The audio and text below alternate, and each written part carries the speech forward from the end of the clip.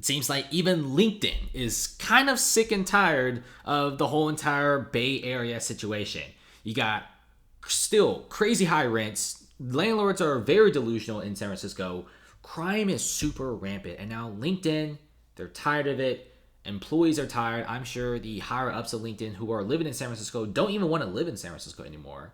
LinkedIn is the latest Silicon Valley giant to move workers out of San Francisco. They're leasing out the top 5 floors of its skyscraper. And we're going to be seeing crime ticking up as well, more rampant crime. We're already seeing whole entire rows of stores being completely empty. And it's not just LinkedIn. All right, you got Airbnb, PayPal, Slack, Lyft, Salesforce have left tens of thousands of square footage in buildings in the city in the past year. Especially Salesforce, their biggest employer.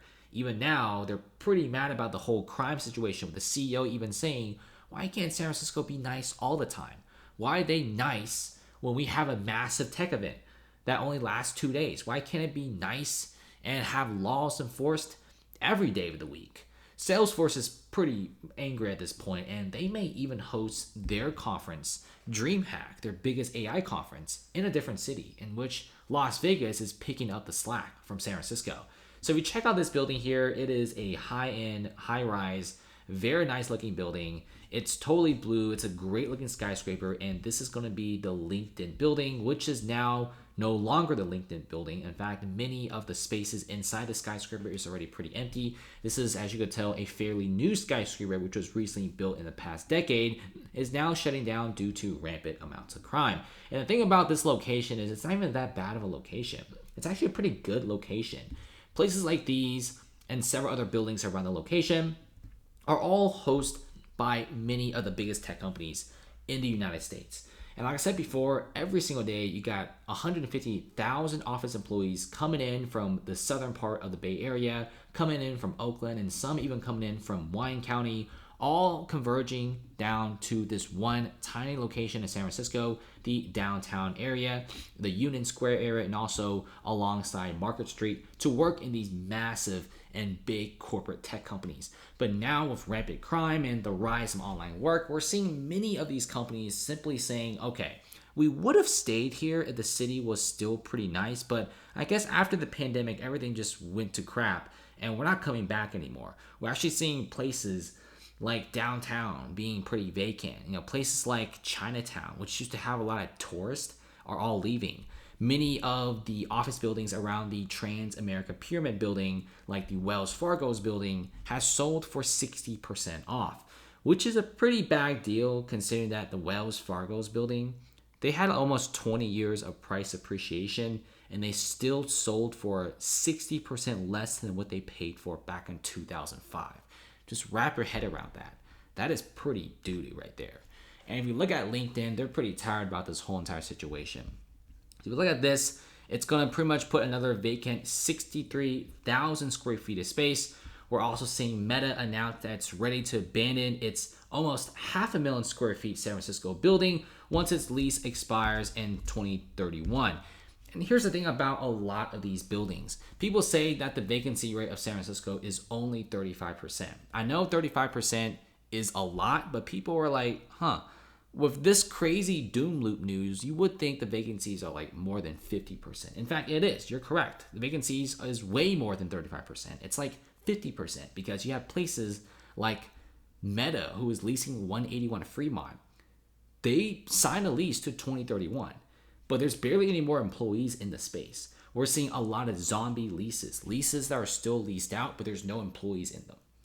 And because you lost almost 200,000 office employees coming to San Francisco, vacancies are going to be topping 60-70% in the next few years to come.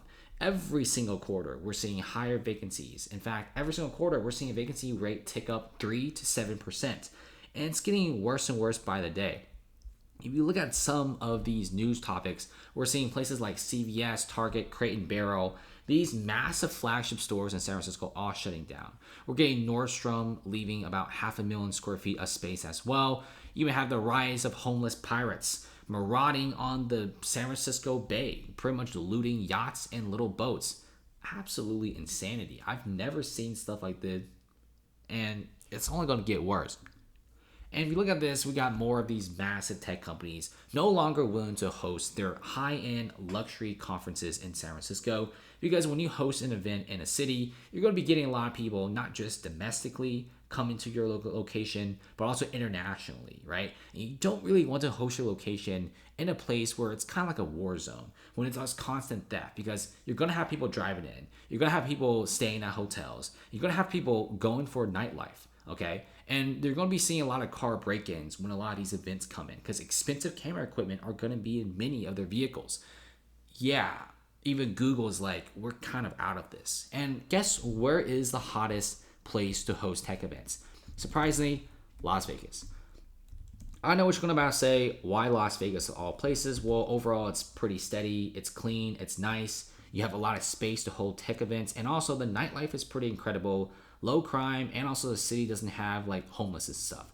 Not to mention, the proximity to California makes it pretty appealing, because you don't really want to pick somewhere that's like across the nation. You want somewhere that's close to California, but not California. So Las Vegas is becoming a hot spot where people are going just to pretty much have some good fun, right? Even many tech companies are moving to California. You got pretty affordable, reasonable, massive mansions. You also have the casinos. It's just such a nice, clean place, and also high tourism. And Las Vegas, surprisingly, is becoming a massive tech hub, whether you like it or not.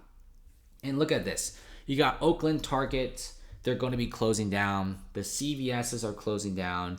And this is a very, very sad scene, right? Target is just simply going broke. They're offering 50% off on liquor. Many items at the Target are now being sold for a massive discount. And we're going to be seeing more and more of this happening every single day. 3 Bay Area Target locations are closing down October 21st. I mean, they don't even want to open for Halloween. When I talk about one Target, not 2 Targets, 3 Targets in one city that's closing down. I mean, your crime has to be super bad for 3 Targets to close down. I mean, having one Target closing down is already bad enough, but having pretty much all the Targets closed down in your city because of the amount of shoplifting is insane. And you would think the city would at least care a little bit about it, but no, city genuinely does not care. If you check this out, we got some pretty wild stuff. Dozens of retail stores have now permanently closed in San Francisco. And look at this, even the bank branches can't catch a break. This is literally like an ATM that got broken in. I mean, how do people get away with this? I mean, breaking these things, they do take a while to get into. And you would think like the cops would come, but the cops have their hands full. They're short 600, 700 officers. The whole defund the police, the Bay Area barely has any 911 staff. They barely have any cops. And not to mention the police can't really do much, right? The police can't really do much in several situations. And this is more power to the criminals of the Bay Area. Just see what happens. I genuinely like San Francisco. I like the Bay Area. It's actually a very nice place. A completely different vibe from the East Coast. And San Francisco is actually one of my favorite cities in America. Before the pandemic, that is. But now, not really, right? And you kind of could see that in the price reflections of the tourism industry and also the housing market. Homes in San Francisco are getting cheaper and cheaper by the day. Many of these condos that are 2 bedrooms used to sell for a little over $1 million. Now they're selling for $700,000. It just shows that not a lot of people are interested in staying here anymore, which is causing a massive housing crisis, but in a different way. A housing price crisis and a price crash. And it's only going to get worse because now LinkedIn is leaving. This is crazy.